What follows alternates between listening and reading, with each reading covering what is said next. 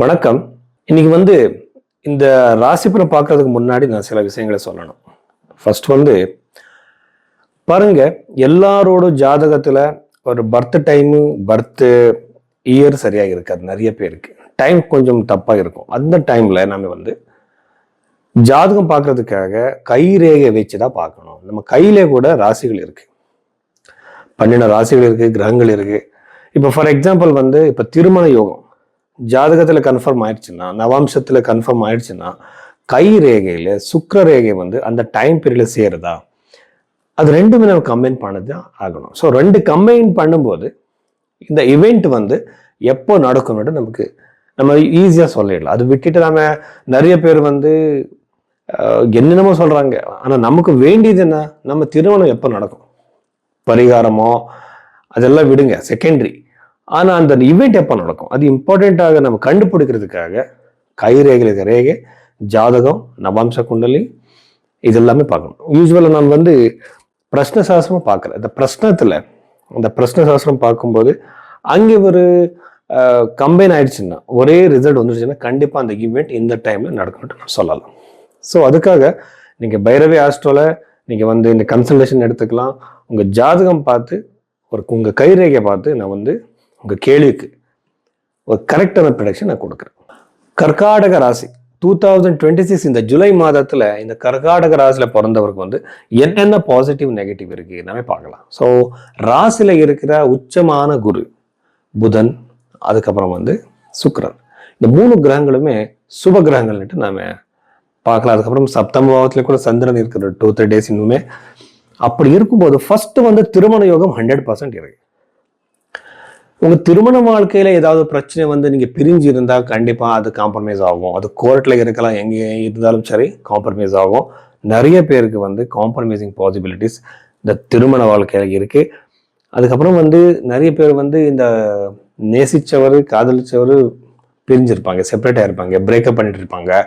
அது கூட காம்ப்ரமைஸ் ஆகலாம். எத்தனோ நாளிலிருந்து அவர் என்கிட்ட பேசவே இல்லை சார், நிறைய நாள் ஆயிடுச்சுன்னு கேட்டுட்டு இருக்காங்க. அந்த மாதிரி பிரச்சனையில் நீங்க இருந்தா இப்போ சால்வ் ஆகும். அந்த டைப் வந்துருச்சு. இந்த குருகிரகம் சப்தம பாவத்தை பார்க்கும்போது யூஸ்வலா சோஷியல் மீடியால ஏதாவது ஒரு இதுக்காக நீங்க ட்ரை பண்ணிட்டு இருக்கீங்களா, அவங்க இப்போ வீடியோ பண்ணிட்டு இருப்பீங்க, அங்கே அவருக்கு சக்சஸ் அதிகமாக இருக்கு. பார்ட்னர்ஷிப் பிசினஸ்ல நிறைய சக்சஸ் இருக்கும். அது இல்லாம பார்ட்னர்ஷிப் பிசினஸ்ல ஏதாவது ஒரு பிரச்சனை இருந்துச்சுன்னா அது சால்வ் ஆயிடும். இது நவம பாவத்தை பார்க்கும், பஞ்சம பாவத்தை பார்க்கும். இந்த குருகிரகம் உச்சமான குருகிரகம் இவருக்கு சந்தான யோகம். நிறைய பேருக்கு குழந்தை இருக்காது, அவருக்கு ட்ரீட்மெண்ட்ல இருப்பாங்க, ரொம்ப டிப்ரெஸ்டா இருப்பாங்க. அவர் எல்லாருக்குமே ஒரு சுபமான ஒரு தகவல் வரும். ரொம்ப நல்ல யோகம் இருக்கு. ஆனா அதுக்கு சில ரெமிடிஸ்கள் கூட பண்ணிக்கணும். சில டைம்ல நெகட்டிவ் எனர்ஜி மூலமா கூட இந்த ப்ரொஜெனி, இந்த சந்தான யோகம் டிலே ஆயிடும். அதுக்கு என்ன ரெமிடிஸ் பண்ணிக்கணும், நீங்க கன்சல்டேஷன் எடுத்துக்கோங்க. உங்க ஜாதகத்தை பார்த்து நான் சொல்றேன். பஞ்சம பாவத்தை குரு கிரகம் பார்க்கும்போது ஸ்டூடெண்ட்ஸுக்கு கூட ரொம்ப நல்லது. ஸ்டூடெண்ட்ஸுக்கு ரொம்ப நல்ல ஸ்கோர் வரலாம். என்ட்ரன்ஸ் எக்ஸாம் எழுத போறீங்களா, ரொம்ப நல்லா இருக்கு. நவம்பபாவம் கூட பார்க்கும்போது தார்மீகமான காரியங்கள், எப்படின்னா ஸ்பிரிச்சுவல் ஆக்டிவிட்டிஸ் பண்ற யோகம் அதிகமாக இருக்கு. உங்க தந்தைகளுக்கு ரொம்ப நல்லது. 2வது வீட்டில் இருக்க கேதுனால குடும்ப பிரச்சனை, திருமண வாழ்க்கையில பிரச்சனை, மிகப்பெரிய சின்ன சின்ன விஷயங்களுக்கு மிஸ் அண்டர்ஸ்டாண்டிங் வரல. ஜாகிரதையா இருங்க. உங்க பேச்சு மேல நீங்க கண்ட்ரோல் வைக்கணும். கேது 2வது வீட்டுக்கு இருக்கும்போது இந்த பேச்சு மேல கண்ட்ரோல் இருக்காது. அன்னெசரி எதுவோ பேசி இந்த பிரச்சனையா மாறிடும் அது. ஸோ அதுக்கப்புறம் கரியர்ல நம்ம பார்த்தா கரியர்ல ரொம்ப சக்சஸ் இருக்கு. ஜாப் கிடைக்கிற சான்சஸ், புது ஜாப் கிடைக்கிற சான்சஸ். ஆனா ஜாப்ல இடம் சேஞ்ச் ஆகல, பொசிஷன் சேஞ்ச் ஆகல, அதிகமான சேஞ்சஸ் இருக்கு. கடன் பிரச்சனை ஏறிடும், ஜாகிரதை இருங்க. இந்த புது கடன் வாங்காதீங்க. அது போயிட்டே இருக்கும். ஆனா அது கண்ட்ரோல் வச்சுடுங்க. இது வாங்கக்கூடாதுன்னுட்டு ஒரு கண்ட்ரோல் வச்சுடுங்க நீங்க, கோடை போட்டு. அது மாதிரி இவ்வளவு விஷயங்கள் இந்த ராசியில பிறந்தவருக்கு. அதுக்கப்புறம் ப்ராப்பர்ட்டி வாங்குற யோகம் அதிகமாகவே இருக்கு.